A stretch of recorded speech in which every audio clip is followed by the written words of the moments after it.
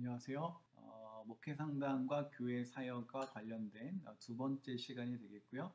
이번 시간에는 목회 상담과 다른 목회 사역과의 관계에 대해서 살펴보겠는데, 특별히 설교하고 행정에 초점을 맞춰서 이야기를 해보도록 하겠습니다. 자, 상담과 설교라는 주제를 가지고 먼저 이야기를 시작하겠는데요. 그 상담과 관련된 설교의 세 가지 역할에 대해서 해밀턴이 하고 있는 이야기를 잠시 보도록 하겠습니다. 그 해밀턴은 설교는 상담의 문을 열 수 있다, 이렇게 주장하고 있습니다.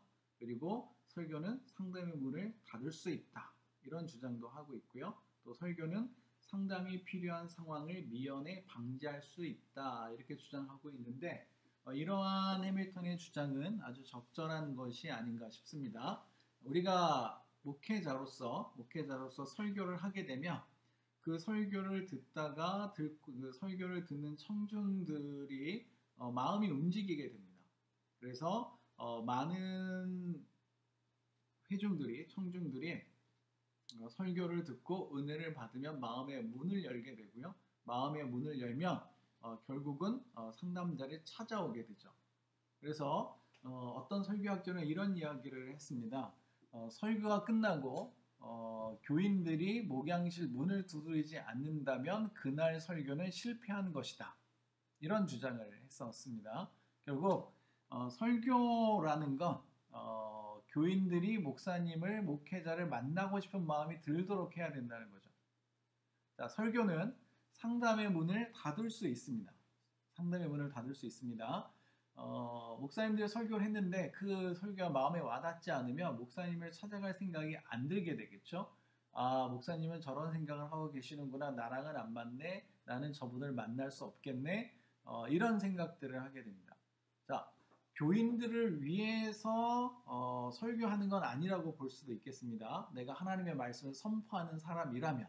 그러나 설교학에서도 권위 없는 자처럼이라는 책이 나오면서 선포로서의 개념들이 많이 내려갔고, 지금은 캐리그마보다는 디다케로서 교육적인 또 이해를 중심으로 하는 이제 그런 설교에 대한 이야기들도 많이 나오고 있는 추세입니다. 뭐 그런 이야기를 하고자 하는 것은 아니지만, 어쨌든 설교는 적어도 상담의 문을 열 수도 있고 닫을 수도 있다는 거죠. 그러니까 내가 하는 설교가 문을 닫으면 안 되지 않을까요?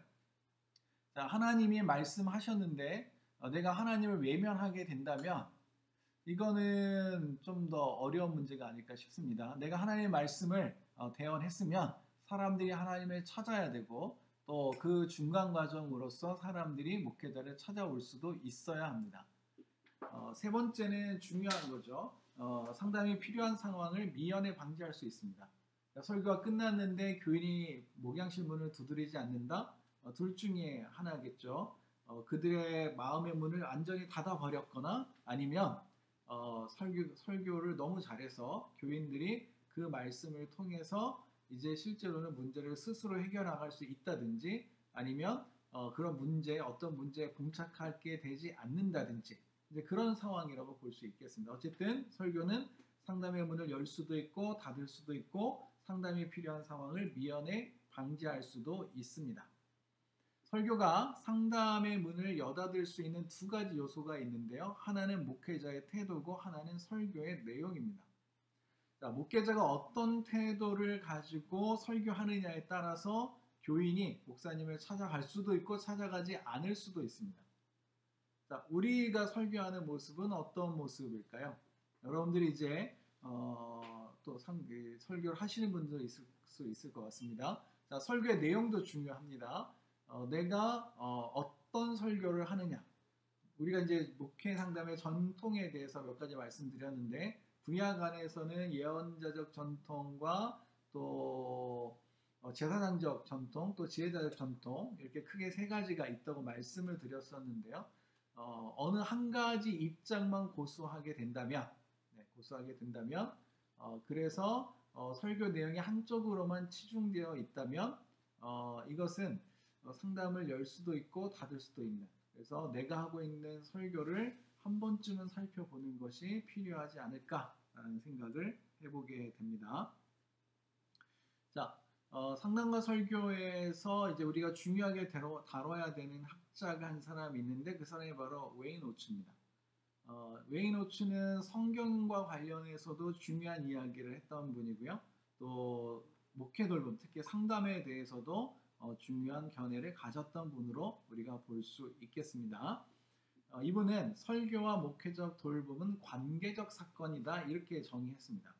그러니까 설교와 상담은 관계적 사건이다라고 말할 수 있는 거죠. 그러니까 설교는 하나님의 말씀을 받아서 사람들에게 전하는 사건입니다. 설교에는 하나님, 설교자, 청중 등 3자가 관여하게 되고요. 설교는 하나님과 설교자만의 사건이 아니고 그렇다고 해서 설교자와 청중만의 사건도 아니죠. 그렇기 때문에 설교자가 하나님의 말씀을 받아서 일방적으로 전하는 것은 좋지 않습니다. 과거에 설교를 캐리그마라고만 이해했던, 그리고 캐리그마에 대한 오해가 있었던 사람들이 하나님의 말씀을 사람들에게 일방적으로 전하는 것이 설교라고 착각했던 적이 있습니다. 자, 베드로가 사람들에게 설교했을 때, 선포했을 때 일방적인 선포처럼 보여도 그것은 일방적인 선포는 아니라고 볼 수 있습니다. 캐리그마라는 것은 결국은 청중을 움직여야 되는 거죠. 자, 오히려 하나님께 받은 말씀을 전하고자 할 때 청중 가운데 누군가가 걸린다면 그 이유를 진지하게 탐색해 보아야 합니다. 특히 내가 사람들 눈치를 보는 것은 아닌지, 아니면 내가 하나님의 말씀을 일방적으로 이해한 것은 아닌지 말이죠. 설교 안에서는 설교자와 청중이 만나고 설교자와 하나님이 만나고 청중과 하나님이 만나게 됩니다. 자, 적어도 우리가 이것을 기억해야 되는 거죠. 자, 설교를 하면 그 안에는 하나님과 나와의 관계도 있고 나와 청중의 관계도 있고 청중과 하나님과의 관계도 있다는 거죠. 자, 다르게 표현하면 상담도 마찬가지입니다. 상담자와 내담자만 있는 게 아니라 거기에 성령으로 임재하시는 하나님도 그 자리에 계시는 거죠. 그래서 상담이라는 것은 상담자와 내담자만의 행위가 아니라 사건이 아니라 상담자와 내담자, 또 상담자와 하나님, 그리고 내담자와 하나님, 여기에 하나를 더 포함한다면 교회 공동체를 포함할 수 있겠습니다. 그래서 설교가 관계적 사건인 것처럼 상담도 역시 적어도 3자의 관계적 사건이다라고 우리가 말할 수 있겠습니다. 자, 설교와 목회 돌봄에 대한 오츠의 견해를 좀 더 살펴보도록 하겠습니다. 목회 돌봄은 설교적 영감의 자원이다라고 오츠가 주장을 했습니다. 다르게 표현한다면 상담은 설교적 영감의 자원이다라고 말할 수 있는 것이죠. 교인들과 대화하지 않는 사람은 제대로 된 설교를 할 수 없습니다. 설교에는 항상 상황성이라는 게 존재합니다. 상황성. 하나님의 말씀이 그 상황 속에서 어떻게 적절하게 선택되어지고 적절하게 선포되어지느냐가 중요한 거죠. 그래서 목회적 돌봄, 상담이라는 것은 설교적 영감의 중요한 자원으로서의 역할을 할 수 있습니다. 또한 설교는 목회적 돌봄의 한 형태다라고 말하고 있는데 설교는 다르게 표현하면 상담의 한 형태다라고 말할 수도 있습니다. 우리가 이제 집단 상담을 이야기할 때 교육 집단이라는 게 있습니다. 교육을 통해서 상담을 하는 거죠. 설교는 일종의 교육 집단의 형태를 지닐 수 있습니다. 그래서 설교 자체가 이미 하나의 상담이기도 하죠. 아까 우리가 지난번 시간에 그 예비 상담으로서의 목회 사역에 대한 이야기를 했었는데요. 설교를 또 잘하게 되면 또 앞에서 본 것처럼 설교가 잘 진행되면 이제 상담할 내용이 없어지기도 합니다. 그런 면에서 설교는 상담의 한 형태가 될 수도 있겠다. 그리고 설교는 상담을 요청하도록 하는 자극이라고 볼 수 있습니다. 네, 오츠가 이렇게 주장을 했었고, 저희도 여기에 동의하게 됩니다. 그래서 설교를 잘하면 설교를 어떻게 하느냐에 따라서 교인들이 상담을 요청할 수 있습니다. 자, 설교와 목회적 돌봄은 교인들의 인식을 확장하게 됩니다. 성경은 기본적으로 신자들의 인지적 변화를 강조합니다. 그래서 신자는 성경을 통해서 마음이 새롭게 변화를 받아야 하며 이러한 사고방식과 마음의 변화가 삶의 변화를 가져오게 됩니다. 이런 측면에서 볼 때 상담 역시 교인들의 인식을 확장하는 역할을 하는 것을 볼 수 있습니다. 성경은 기본적으로 신자들의 인지적 변화를 강조한다. 성경은 이렇게 되어 있는데, 자, 예수 믿기 전과 예수 믿은 후의 성경의 강조점이 다릅니다. 불신자일 때의 강조점과 신자일 때의 강조점이 다른데, 신자가 되고 나면 특별히 성경은 인지적 변화를 강조하게 됩니다. 그 전에는 하나님 없이 사고했다면 이제 예수 믿고 나면 이제 신앙을 갖고 나면 예수님 있게 예수님의 자리를 포함해서 사고하게 되는데 사람들이 수시로 잊어버립니다. 내 안에 예수님의 자리가 있어야 된다는 거, 하나님의 자리가 영역이 있어야 된다는 사실을 간과하게 되는데 그걸 잊어버리니까 특히 바울은 바울 서신을 통해서 후반부에서 끊임없이 인지적 변화를 위해서 요청합니다. 끊임없이 이야기합니다. 자, 상담이라는 건 인지적 접근이라는 걸 하게 되는데요. 신자가 성경을 통해서 마음이 새롭게 되어야 하는 것처럼 상담을 통해서 그러한 변화를 가져올 수 있습니다. 자, 이번에는 상담과 행정이라는 주제를 가지고 이야기를 해보도록 하겠습니다. 도대체 상담과 행정이 무슨 관계가 있느냐라고 우리가 생각할 수 있는데 간과하기 쉬운 주제이기 때문에 다루는 겁니다. 간과하기 쉬운 주제이기 때문에 자, 목회 사역에서 상담과 행정은 하나님 나라의 도래와 한 사람이 그리스도의 장성한 분량에 이르도록 하는데 관심을 가지고 있기 때문에 서로 분리될 수 없는 전인적 목회 사역의 한 묶음이라고 할 수 있습니다. 자, 목회 상담이 추구하는 목회 상담의 목적이 무엇이냐라고 했을 때 크게 두 가지를 꼽을 수 있는데 공동체적인 관점에서는 하나님 나라의 도래라고 볼 수 있겠고요. 개인적인 관점에서는 그리스도의 장성한 분량에 이르는 것이라고 볼 수 있겠습니다. 자, 목회 상담은 결국은 한 사람이 그리스도인으로서 성숙하는 데 관심이 있는 거고요. 그 성숙한 그리스도인을 통해서 하나님 나라가 도래하도록 하는 데에 관심이 있습니다. 마찬가지로 교회 행정도 그러하죠. 교회 행정도.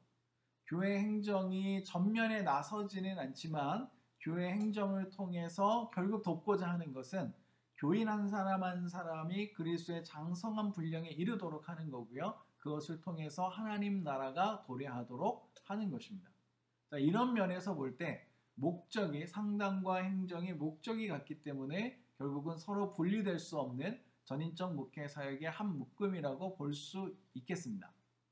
자, 다음에 상담과 행정은 모두 회중적인 차원보다는 개인적인 기초 위에서 사람들을 다룬다는 점에서 유사하다고 할 수 있습니다. 자, 상담은 회중을 중심으로 하기보다는 개인을 중심으로 하고 행정 역시 회중 정체보다는 개인을 중심으로 해서 이루어지는 것을 볼 수 있습니다. 그래서 이 제임스 린 엘더라는 사람은 좋은 행정은 교인 한 사람을 살아있는 돌과 접합시켜주는 것이다. 이렇게 정의를 내리고 있습니다. 자, 좋은 행정은 교인 한 사람 한 사람이 살아있는 돌, 그리스도와 또는 하나님과 하나 되도록 도와주는 역할을 합니다. 결국 상담도 그리스도와 하나 되도록 하는데 중요한 역할을 하고 있는 거죠. 이런 면에서 상담과 행정은 굉장히 유사하다.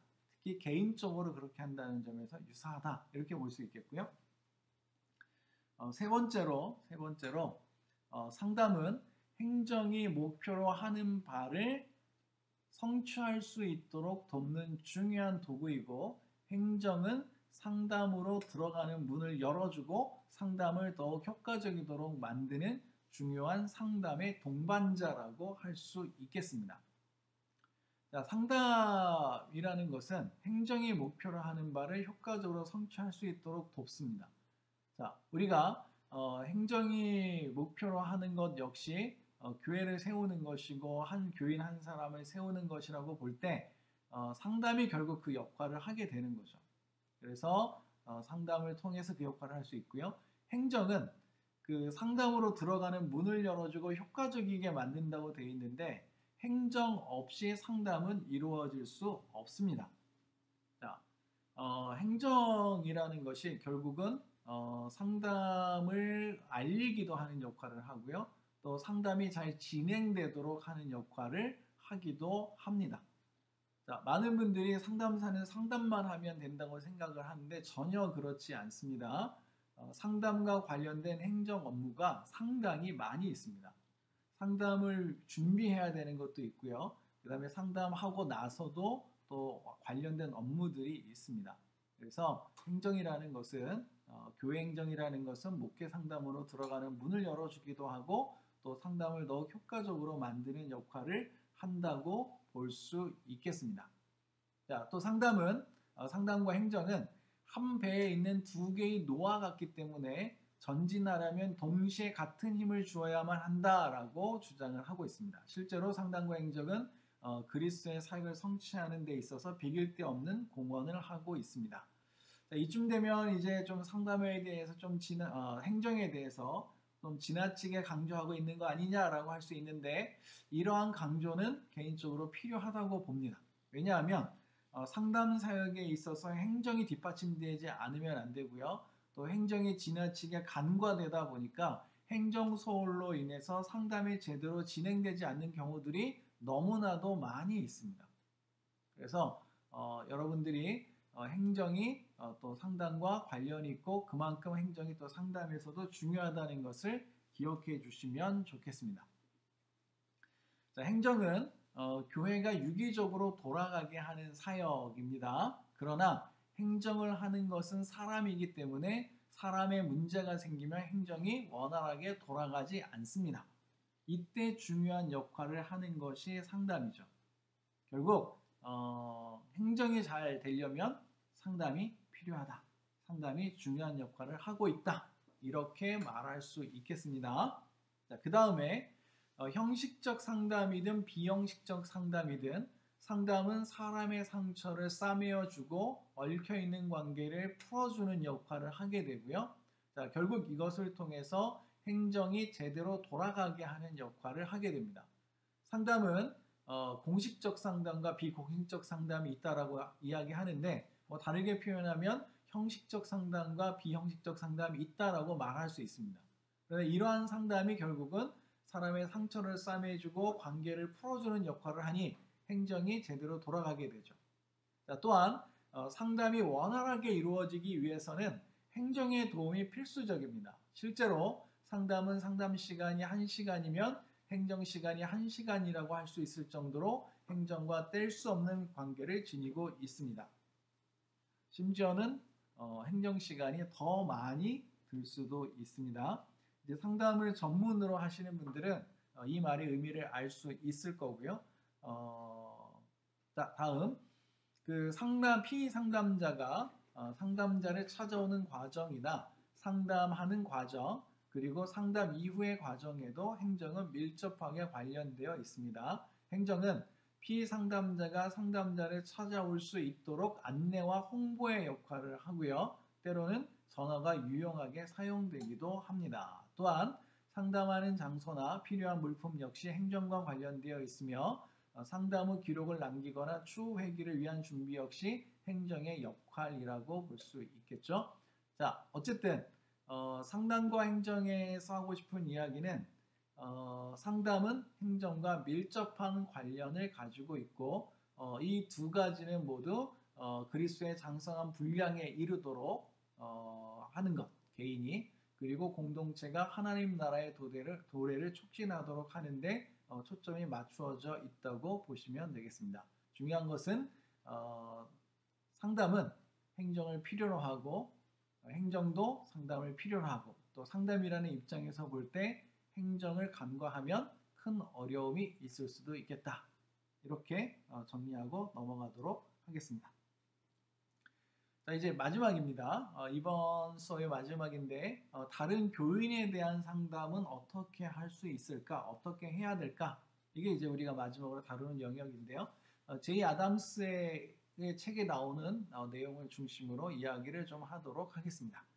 자, 성경을 부정하거나 이단에 속해 있는 사람들은 언제든지 상담해야 한다고 봅니다. 단 본인이 준비되지 않을 때는 주의할 필요가 있습니다.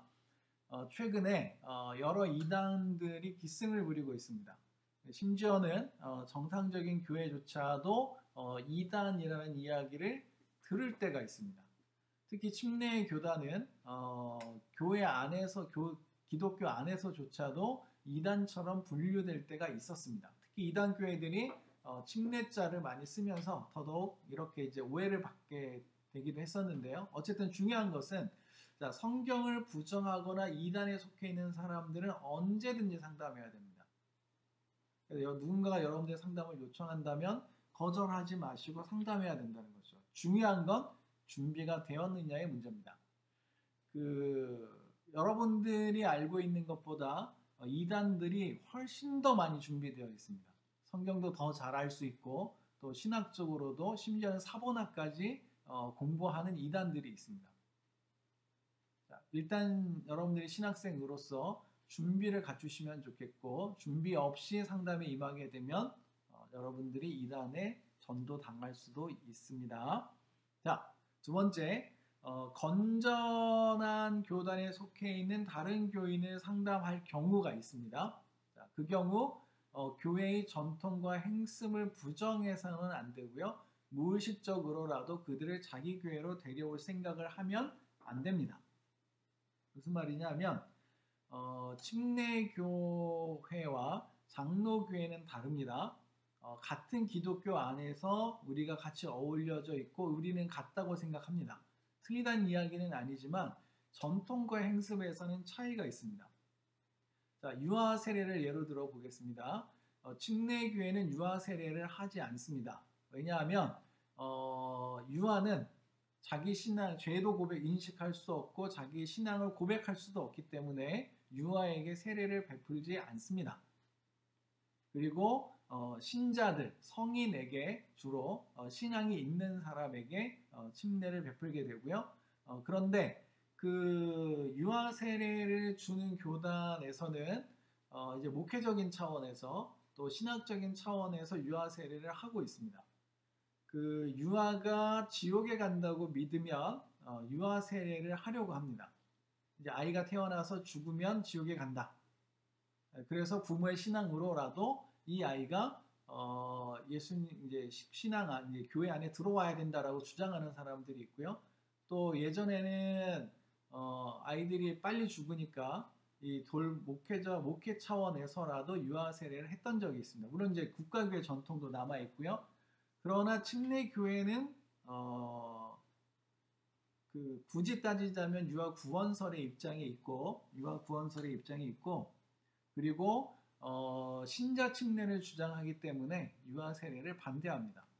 자, 이제 내가 침례교 목회자고 장로교 신자가 왔습니다. 근데 거기서 유아 세례를 한다고 하니까 그건 잘못됐고 뭐 이렇게 얘기하시면 안 된다는 거죠. 자, 각 교단은 그 교단마다 또는 교회만의 어떤 전통과 행습을 지니고 있습니다. 우리가 기독교라는 큰 울타리 안에서 서로 인정하고 있다면 다르다고 해서 그것들을 부정하는 일을 하면 안 되겠죠. 그럼 오히려 이제 교회 간의 갈등이 될 수 있고 교단 간의 갈등이 될 수 있습니다. 자, 교회가 다르고 교단이 다른 이유는 서로 전통과 행습이 다르기 때문이고 성서 해석에 어느 정도 차이가 있기 때문입니다. 그래서 건전한 교단에 속해 있다면 그 교회의 전통과 행성을 부정하지 마시고 상담해 주시면 되고, 그리고 그 사람은 우리 교회로 데려올 생각으로 상담을 하지 않으셔야 됩니다. 또한 상담을 요청한 교인이 소속된 교회 목회자에게 상담 요청받은 사실을 알리는 게 좋고요. 동의를 구한 후에 상담하는 것이 좋습니다. 물론 이렇게 할 수 없는 상황들이 있는 것은 알고 있습니다. 그러나 여러분들이 안 하셔도 나중에 상담을 요청한 다른 교회 교인이 결국은 그 교회 목회자에게 그 사실을 이야기할 가능성이 높습니다. 그래서 애초에 할 것인지 말 것인지, 그리고 한다면 어떻게 할 것인지를 정하시는 것이, 처음부터 정하시는 것이 더 좋겠다라고 말할 수 있겠습니다. 자, 이렇게 해서 수업을 모두 마쳤습니다. 수고하셨습니다.